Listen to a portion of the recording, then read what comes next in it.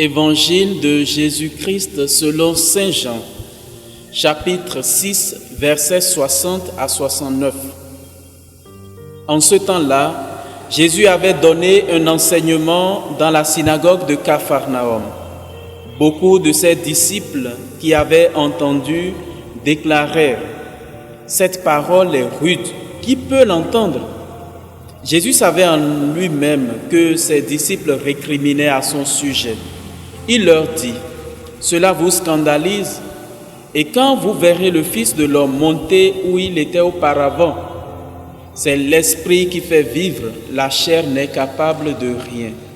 Les paroles que je vous ai dites sont esprit et elles sont vie. Mais il y en a parmi vous qui ne croient pas. » Jésus savait en effet depuis le commencement quels étaient ceux qui ne croyaient pas et qui était celui qui le livrerait. Il ajouta, « Voilà pourquoi je vous ai dit que personne ne peut venir à moi si cela ne lui est pas donné par le Père. » À partir de ce moment, beaucoup de ses disciples s'en retournèrent et cessèrent de l'accompagner. Alors Jésus dit aux 12, « Voulez-vous partir, vous aussi ?» Simon-Pierre lui répondit, « Seigneur, à qui irions-nous? Tu as les paroles de la vie éternelle. Quant à nous, nous croyons et nous savons que tu es le Saint de Dieu. » Acclamons la parole de Dieu.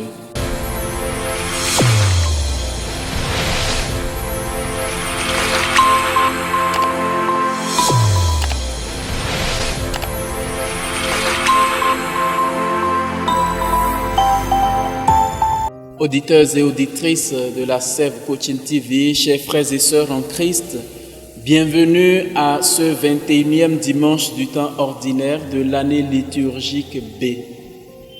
Aujourd'hui, plusieurs chrétiens et chrétiennes du Bénin et de la sous-région sont au pied de Marie à Notre-Dame d'Aribo à Dassa pour célébrer ou participer au pèlerinage national. Nous leur souhaitons un très bon pèlerinage. Le thème en effet de cette année est « Tous frères sous le manteau de Marie, étoile de l'évangélisation ». Avec vous, nous communions à la joie qui naît de Marie, la Mère de Dieu. Et le passage évangélique que nous venons d'écouter pour ce dimanche est la suite du discours de Jésus sur le pain de vie. En réalité, Jésus pose la question décisive. Voulez-vous partir vous aussi? Cette question est fondamentale et les apôtres, les disciples et les autres qui écoutaient Jésus devraient opérer un choix rude. Devons-nous continuer à écouter Jésus ou devons-nous nous en aller? Et beaucoup refusèrent d'écouter Jésus et s'en allèrent. Alors Jésus se tourne vers ses disciples et leur demande, « Voulez-vous partir vous aussi ?»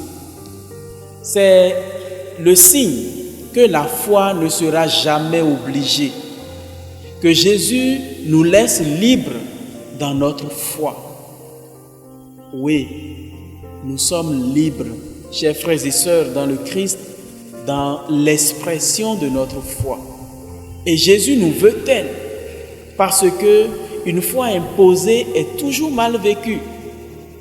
Nous devons apprendre à découvrir Jésus pour ce qu'il est, et non par la force. Et alors, Pierre sert une réponse lumineuse. « Seigneur, à qui irions-nous? Tu as les paroles de la vie éternelle. Quant à nous, nous croyons et nous savons que tu es le Saint de Dieu. » Ces paroles de Saint Pierre sont tellement profondes qu'elles manifestent non seulement le radicalisme de ces apôtres qui prennent parti pour Jésus, mais aussi qui accueillent dans la foi cet événement unique de leur vie. Jésus est le Fils de Dieu, le Saint de Dieu, celui qui est venu dans le monde pour sauver tous les hommes. La fidélité de Dieu nécessite aussi une constance de notre part. Dieu est fidèle parce qu'il est constant. Et je dirais, il est aussi constant parce qu'il est fidèle. Il n'est pas dit que nous pouvons ou nous devons tout comprendre de Dieu ou de l'Église. Il n'est pas dit non plus que Dieu se donnera de comprendre totalement à nous tout de suite. Dieu est mystère et continue d'être mystère à découvrir. Oui, la seule chose qu'il nous demande, c'est la confiance. La petite Thérèse, Sainte Thérèse de l'Enfant Jésus, disait que ce qui fait le plus mal à Jésus, c'est notre manque de confiance. Je crois que c'est là un appel fondamental lancé à chacun de nous en ce jour. Si nous faisons confiance à Jésus, Marie continuera d'être pour nous un soutien de tous les jours. Que la grâce de Dieu nous soit accordée afin que nous ayons toujours confiance en Jésus et en sa mère Marie.